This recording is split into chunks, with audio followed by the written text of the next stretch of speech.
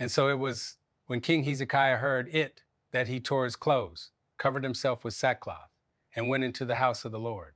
Then he sent Eliakim, who was over the household, Shebna the scribe, and the elders of the priests, covered with sackcloth, to Isaiah the prophet, the son of Amoz. And they said to him, Thus says Hezekiah, this day is a day of trouble and rebuke and blasphemy. For the children have come to birth, but there is no strength to bring them forth. It may be that the Lord your God will hear the words of the Rabshakeh, whom his master, the king of Assyria, has sent to reproach the living God, and will rebuke the words which the Lord your God has heard. Therefore lift up your prayer for the remnant that is left. So the servants of King Hezekiah came to Isaiah, and Isaiah said to them, Thus you shall say to your master, Thus says the Lord, do not be afraid of the words which you have heard, with which the servants of the king of Assyria have blasphemed me. Surely I will send a spirit upon him, and he shall hear a rumor and return to his own land. And I will cause him to fall by the sword in his own land. Then the Rabshakeh returned and found the king of Assyria warring against Libnah, for he heard that he had departed from Lachish. And the king heard concerning Tirhakah, king of Ethiopia, he has come out to make war with you. So when he heard it, he sent messengers to Hezekiah, saying, Thus you shall speak to Hezekiah, king of Judah, saying, Do not let your God in whom you trust deceive you, saying, Jerusalem shall not be given into the hand of the king of Assyria. Look, you have heard what the kings of Assyria have done to all lands by utterly destroying them. And shall you be delivered? Have the gods of the nations delivered those whom my fathers have destroyed, Gozan and Haran and Rezeph, and the people of Eden who were in Telassar? Where is the king of Hamath, the king of Arpad, and the king of the city of Sepharvaim, Hena and Iva? And Hezekiah received the letter from the hand of the messengers, and read it. And Hezekiah went up to the house of the Lord, and spread it before the Lord. Then Hezekiah prayed to the Lord, saying, O Lord of hosts, God of Israel, the one who dwells between the cherubim, you are God, you alone, of all the kingdoms of the earth. You have made heaven and earth. Incline your ear, O Lord, and hear. Open your eyes, O Lord, and see, and hear all the words of Sennacherib, which he has sent to reproach the living God. Truly, Lord, the kings of Assyria have laid waste all the nations in their lands, and have cast their gods into the fire, for they were not gods, but the work of men's hands, wood and stone. Therefore they destroyed them.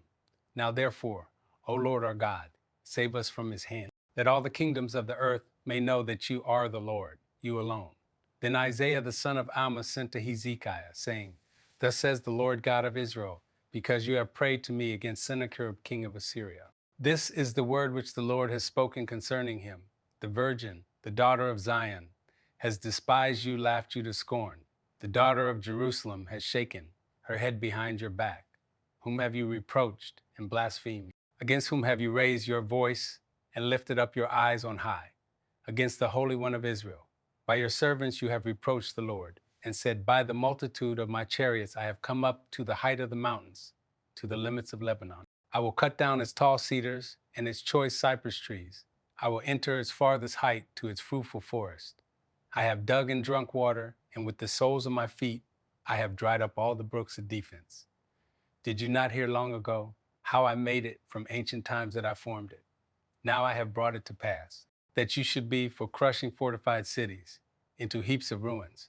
Therefore their inhabitants had little power. They were dismayed and confounded. They were as the grass of the field and the green herb, as the grass on the housetops, and grain blighted before it is grown. But I know your dwelling place, your going out and your coming in, and your rage against me. Because your rage against me and your tumult have come up to my ears. Therefore I will put my hook in your nose and my bridle in your lips, and I will turn you back by the way which you came. This shall be a sign to you. You shall eat this year such as grows of itself, and the second year what springs from the same also, in the third year sow and reap. Plant vineyards and eat the fruit of them. And the remnant who have escaped of the house of Judah shall again take root downward and bear fruit upward. For out of Jerusalem shall go a remnant, and those who escape from Mount Zion. The zeal of the Lord of hosts will do this.